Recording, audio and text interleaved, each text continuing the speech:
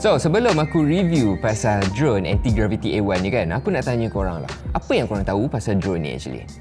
Drone yang boleh record 360 darjah, betul? Resolution dia 8K resolution, betul? Itu je yang korang tahu. Actually ada banyak benda lagi, ada banyak fungsi yang menarik yang ada pada drone ni, drone daripada Anti-Gravity A1 ni. Tapi siapa yang tak tahu drone ni brand baru ke? Actually brand dia daripada Insta360 tau. Insta360 hasilkan drone ni. So dia come out dengan nama ataupun brand yang baru which is Anti-Gravity.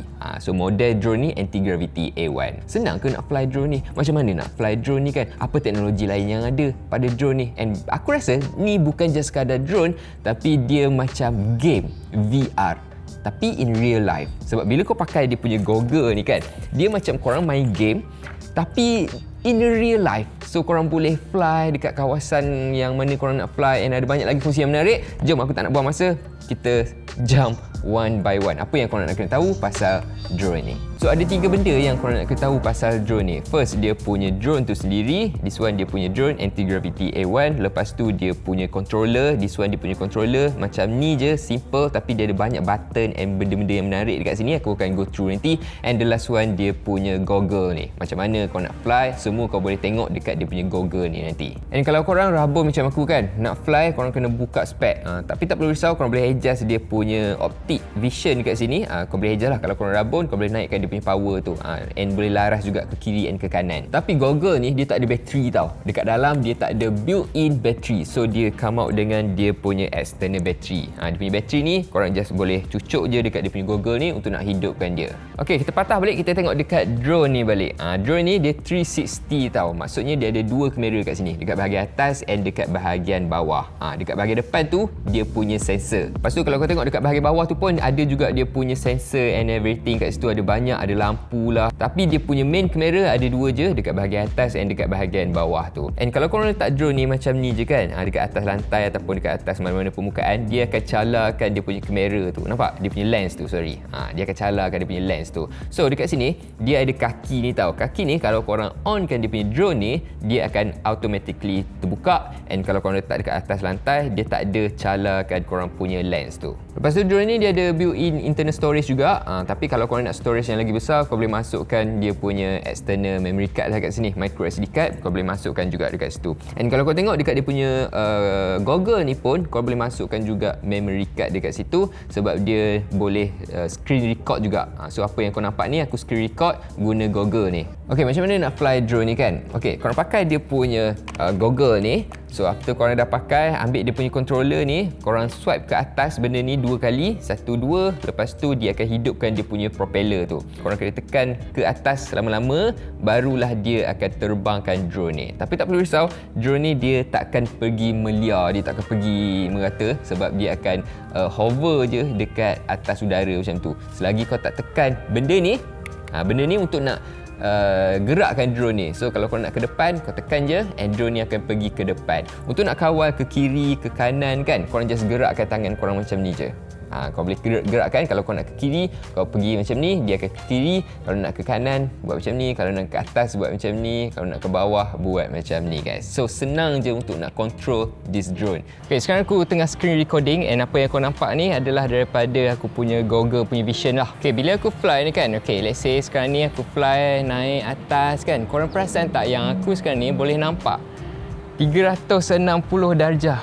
Nampak? Kalau aku pusing-pusing kepala aku ke kiri ke kanan, dia boleh nampak. Even kalau aku tunduk ke bawah, aku boleh nampak bird eyes view kat sini. So memang gayat. Kalau korang gayat, memang kena biasakan lah. Alright? So yang H tu adalah aku punya home lah, ataupun dekat mana aku take off. So tu nak fly kan, korang nampak tak yang kat tengah-tengah tu? Yang kat tengah-tengah tu adalah korang punya point. So let's say aku nak fly dekat bangunan tu kan, aku tekan, dia akan pergi dekat bangunan tu. Let's say aku nak turun ke bawah, aku halakan ke bawah, drone ni akan turun.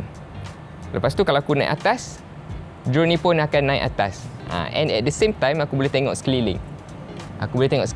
Okay, sekarang ni let's say aku nak fly ikut jalan tu kan. Okay, aku tekan, dia akan pergi ikut jalan tu lah. Tapi kalau aku pusing kepala aku ke kiri, drone ni dia tak belok ke kiri tau, sebab tangan aku straight. So aku nak kena belok tangan aku ke kiri macam ni, barulah dia akan ke kiri. So tangan aku yang tengah kawal drone sebenarnya. Kalau aku nak turun bawah, aku buat macam ni, dia akan turun bawah. Kalau aku nak naik atas, aku buat macam ni, dia akan naik atas. Okey, selain daripada fly ataupun take off guna dia punya controller ni, korang boleh voice command juga tau. Untuk nak voice command kan, korang tengok dekat bahagian dia punya goggle ni, dekat bahagian tepi ni dia ada button tau. So korang tekan ni, take off. Drone dia dekat situ, dia akan automatically take off. Aku tak buat apa pun. So dia boleh voice command. And dia ada banyak jenis voice command yang korang boleh guna. Macam yang korang boleh nampak kat sini, tu semua adalah dia punya command yang korang boleh bagi tahu ataupun korang boleh cakap, and drone ni akan buat kat korang semua. Contoh kan, aku nak open album kan. Okey. Kita tekan balik dekat sini, dekat bahagian tepi ni, and aku akan cakap open album. Open album. And dia akan buka album ataupun apa yang aku dah record lah dekat sini. And selain tu kan, kalau korang macam bosan kan nak fly macam ni kan, dia boleh juga ambil macam virtual cockpit. So virtual cockpit ni, dia macam korang tengah bawa kapal terbang. Nampak?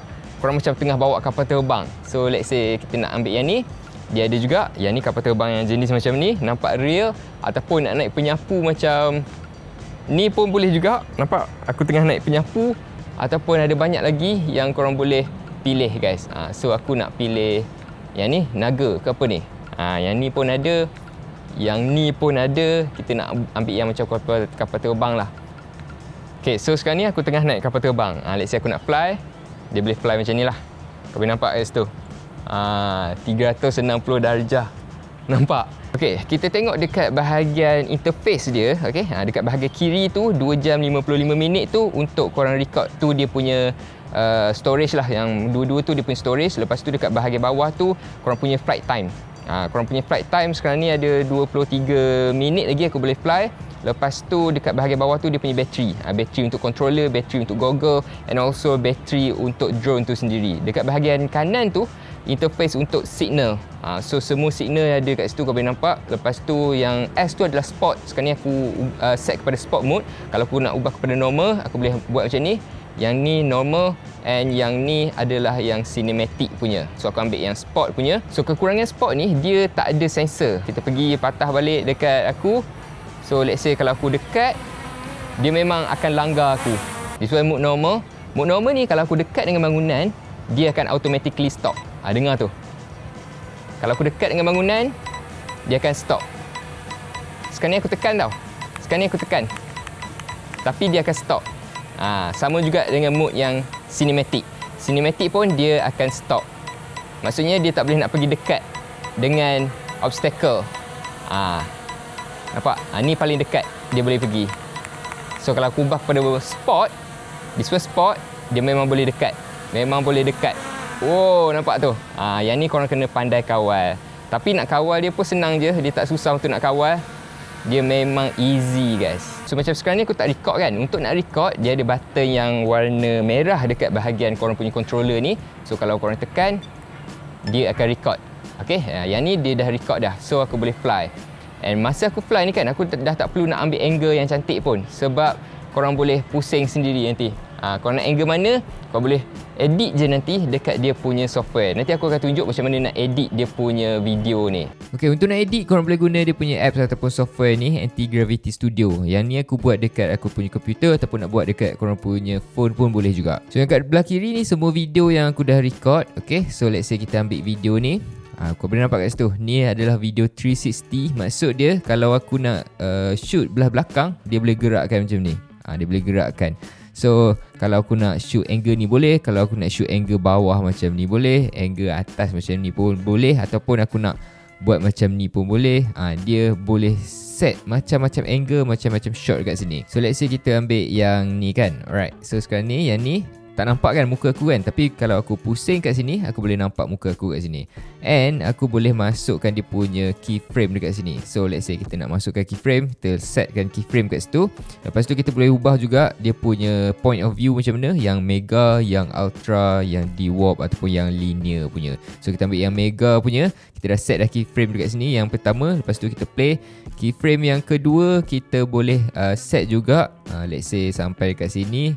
Kita stop kejap, kita masukkan keyframe yang kedua, and kita nak ubah angle, kita letak angle yang kat sini. So kalau kita play balik daripada sini, kita play, dia akan ubah dia punya keyframe ni daripada sini and dia akan ubah ke situ. Okay, sekarang ni drone dia fly ke depan macam ni tau. Kalau aku nak ubah dia punya angle ni, aku just boleh drag je macam ni. Dia boleh drag macam tu. Ataupun kita nak track, dia ada deep track juga. So let's say aku nak track kereta ni kan, so aku just tekan je deep track ni, and aku boleh select kereta ni.